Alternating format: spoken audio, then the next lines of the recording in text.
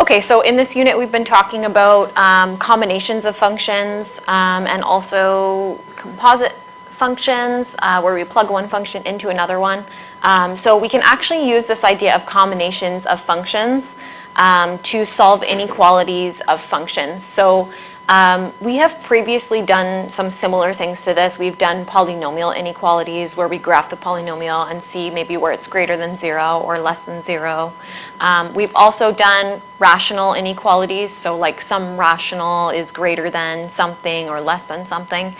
So we're going to solve this very similarly.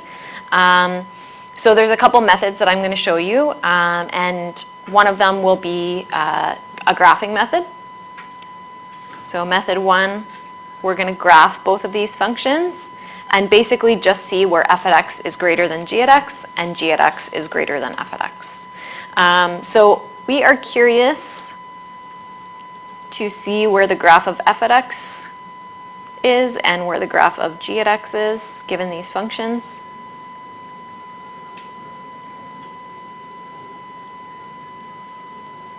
Okay, so we're just going to create a table of values for both of these functions.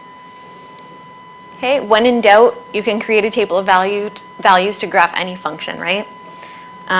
So maybe we'll do like, just to be safe, we'll do -4 to +4 for each of these guys. Yeah, no problem.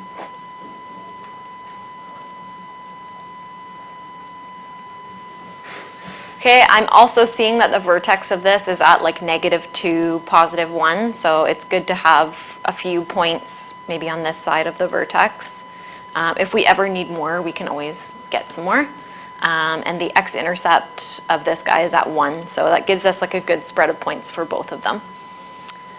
Okay, so we're going to take a couple seconds and we're going to plug each of these in for x in each equation and get the y's. So I'll give you guys a couple seconds to do that. We'll just pause. So this is what you should have got for your y's for the first function here. And then we'll just take a couple more seconds and do the y's for the second function. I didn't really finish for 3 and 4 because these are already going off of our graph. Correct me if I'm wrong. Am I good with all my math here? You guys got the same thing that I got? Yeah, okay. I did it in my head, so just making sure. Okay, so let's just graph each of our functions here. I'll do f at x in red. This should just be a line. And I'm just going to go by ones here. Oh no, sorry, that's +5.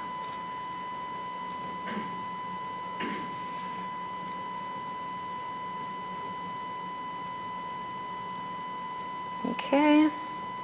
And we can extend this one a little further if we need to, but that's basically our line there.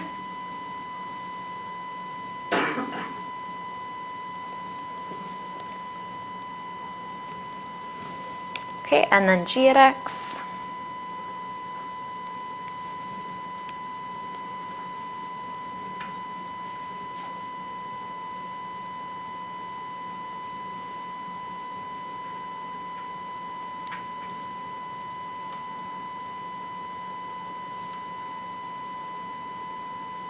Okay, and I think that's about all we can actually fit on this graph, so we'll just graph what we can here.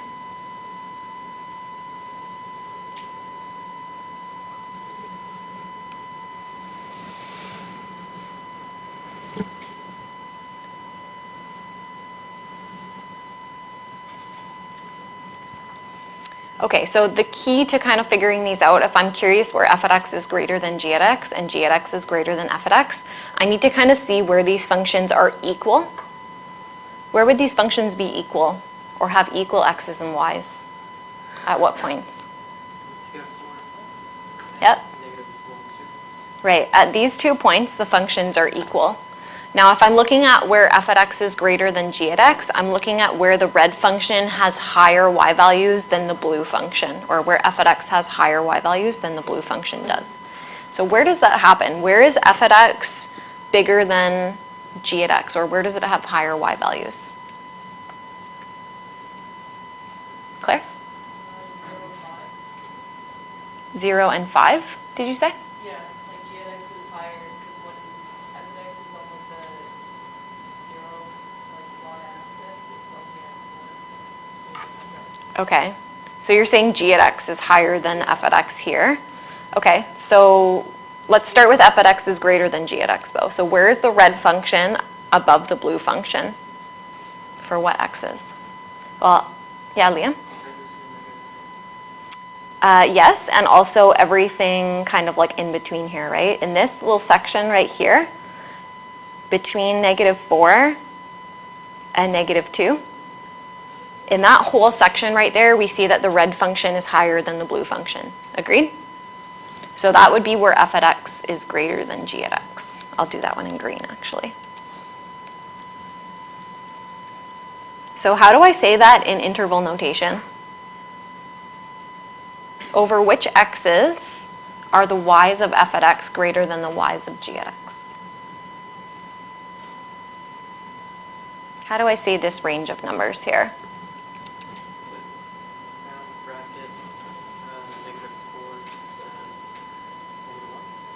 Yeah, exactly.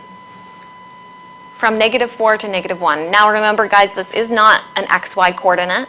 This is an interval. So another way to write this would be where x is between -4 and -1. Okay, so that's also an acceptable format for that. But just be careful, -4, -1 is not an xy coordinate. We're just talking about the x's over where f at x is greater than g at x. And then Claire pointed out to us, after this point right here, we have a section where g at x is greater than f at x. Are there any other sections where g at x will be higher than f at x?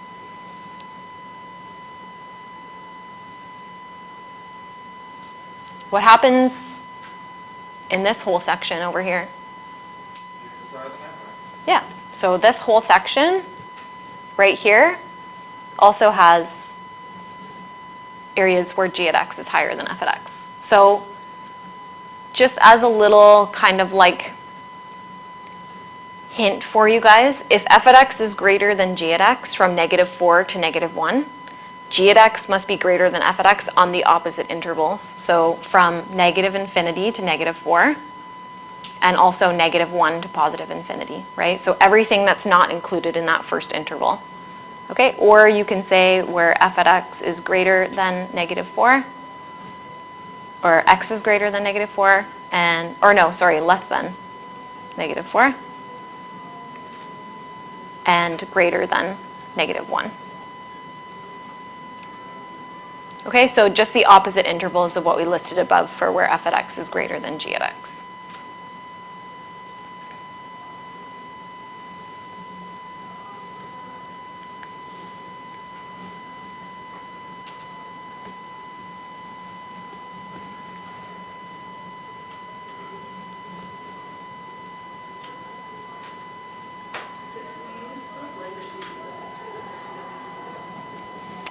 You can, yeah.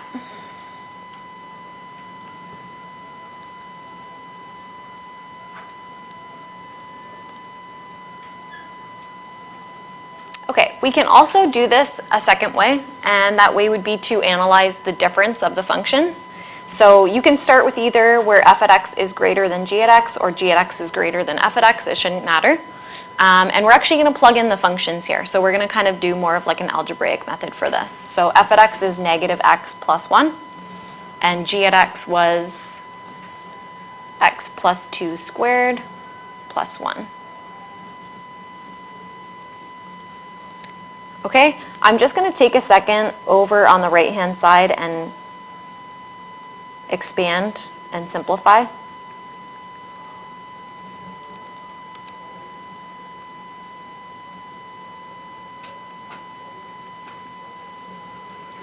And what we're going to do is we're going to move all terms to one side here. So I think we'll move everything to the left.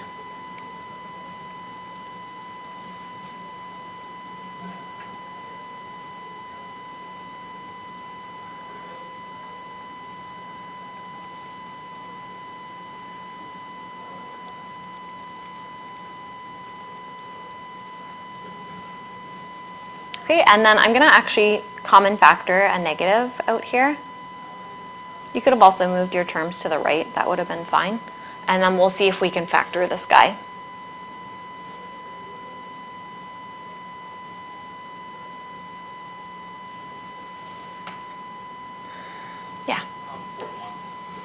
Yeah, perfect. X plus 4, x plus 1. Okay, so now what we've done is we've kind of combined these functions just like we have with like rational inequalities that we've worked with before. And now all I have to do is just figure out where this particular function is greater than 0. So we have two options. We can create a sign chart and we can figure that out. We can put our zeros on there and do like each piece of the equation and see what the overall sign is. But I think we could also graph this one. This is now basically just like what we've looked at before with polynomial inequalities. So if we do a quick little sketch of this guy, we know that it has x-intercepts at -4 and -1. What else do we know about it?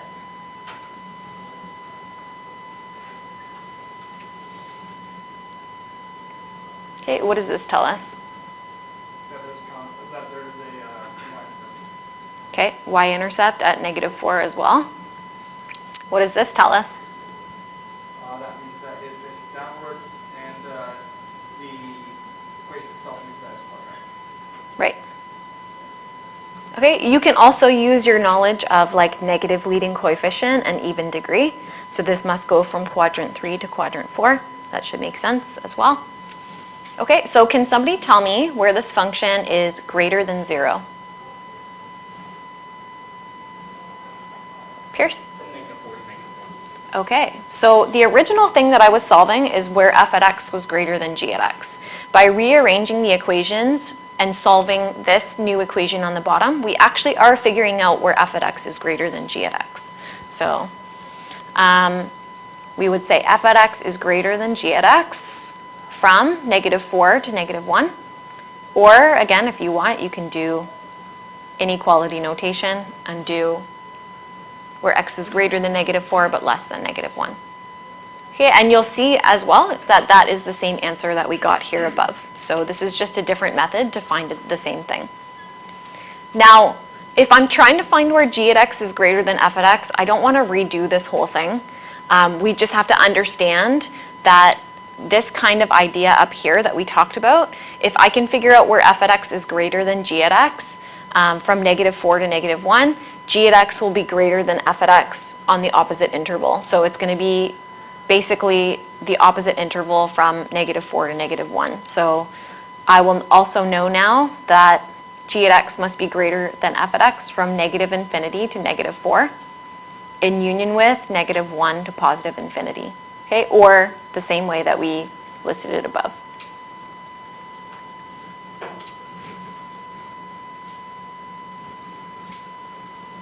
Okay, or in other words, it's basically like the intervals here where f at x is less than 0. Or this function, I guess we should say.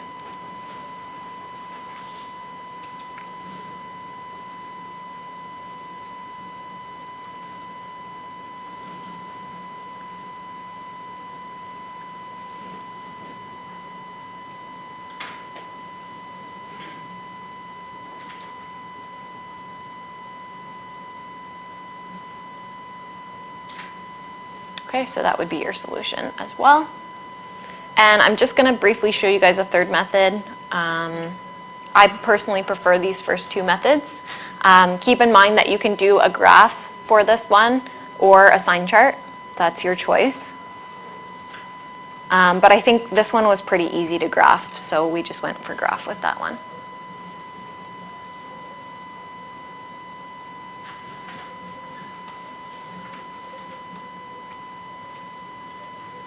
Any questions so far? Okay, method 3. And this will be the last thing that we do new in advanced functions, is we will analyze the quotient.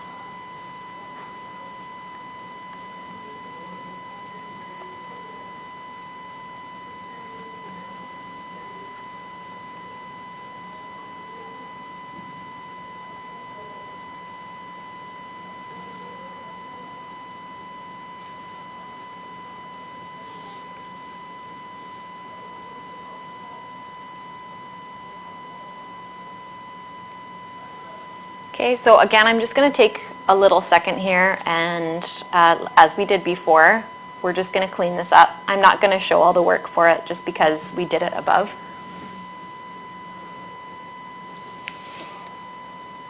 And then what we're going to do in order to analyze the quotient of this is I'm actually going to divide both sides by, I mean, you could do it either way, but I usually like to have things on the left side. So I want to get 1 over here, basically.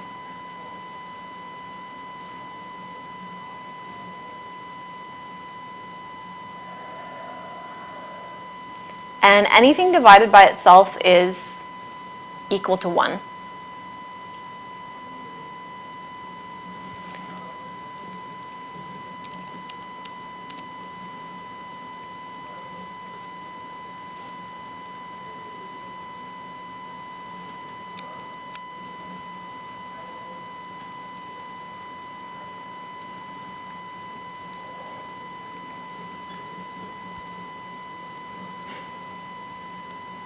Oh no, that doesn't factor properly. Sorry. Did I do that right? Hold on. I did.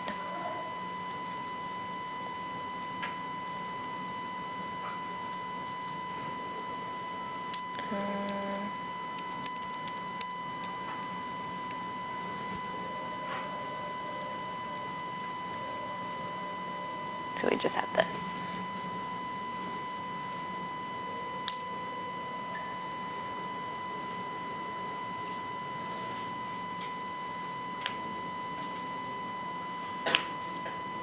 Okay, and then what I always want to do in these cases is I want to find a common denominator.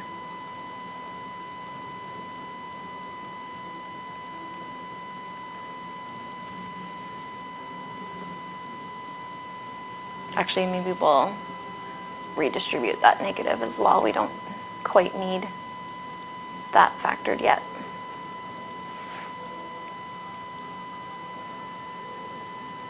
Okay, so this is very similar to what we did in the rational inequalities as well. So it should look somewhat familiar to you.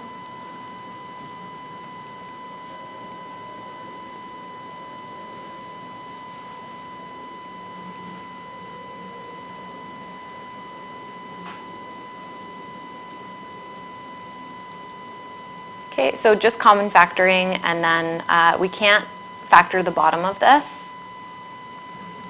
So we'll factor the top.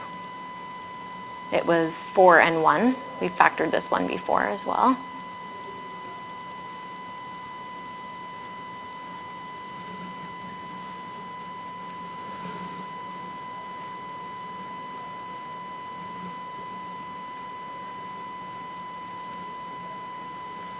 Okay, and how do we solve for where something like this is greater than 0? We've done this kind of in our last chapter.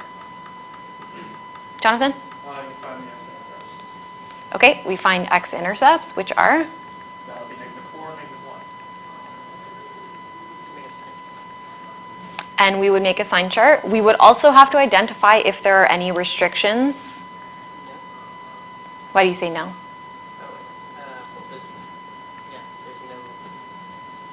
So it's not factorable. Are there zeros though? There should be. Well, we can test b squared minus 4ac and just double check, right? So if I do 4 squared minus 4 times 5 times 1, we get -4. So therefore, there's no restrictions here. Okay, so the polynomial on the bottom, or the quadratic on the bottom, doesn't have any x-intercepts. So that's actually good for us because there's no restrictions. And we would go the sign chart method. Now, this method is, because of basically what I just showed you there, if the denominator ever does have restrictions, technically the original function that we're trying to look at for where f at x is greater than g at x doesn't have restrictions.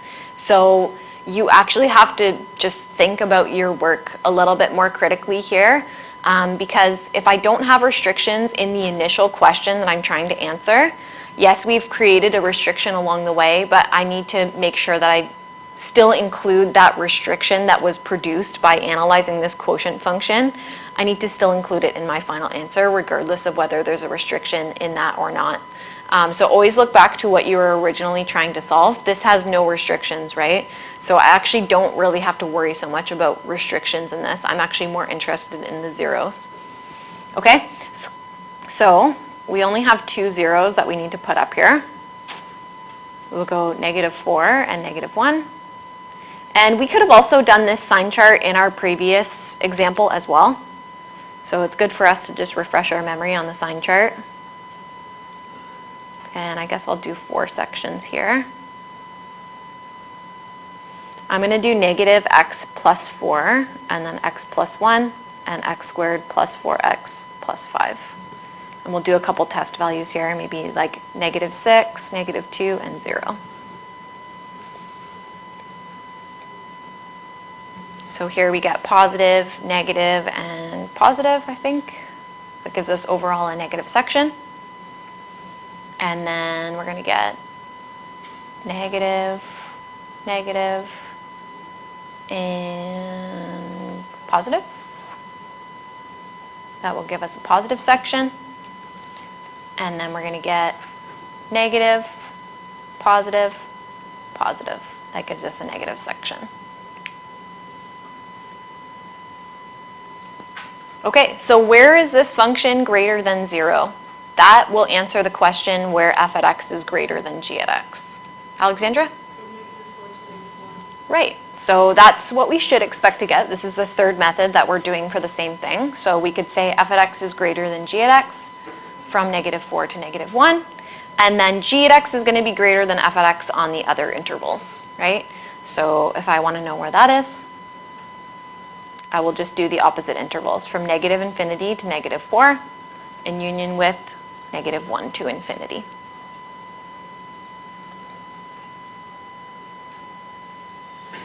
Okay, I personally would not put, even if I got restrictions from analyzing the quotient function, I would not put the restriction in my sign chart because unless there's an actual restriction that's produced from the initial question.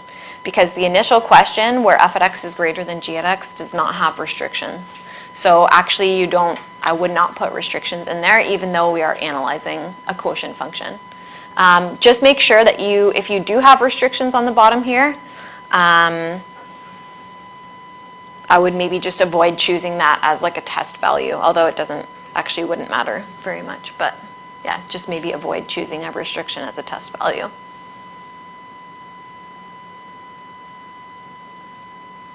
Okay, so can I ask you guys, I'm just going to tell you, maybe I have a function h at x, and I'm looking for where that function is greater than r at x. So if I tell you where h at x is greater than r at x, let's just say it's from -infinity to -3 in union with 5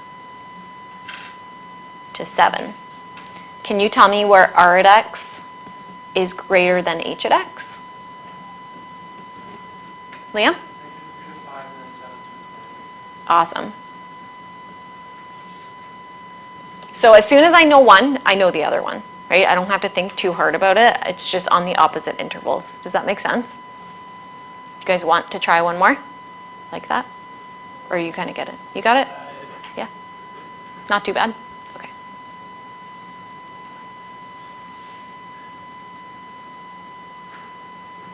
Any questions for these?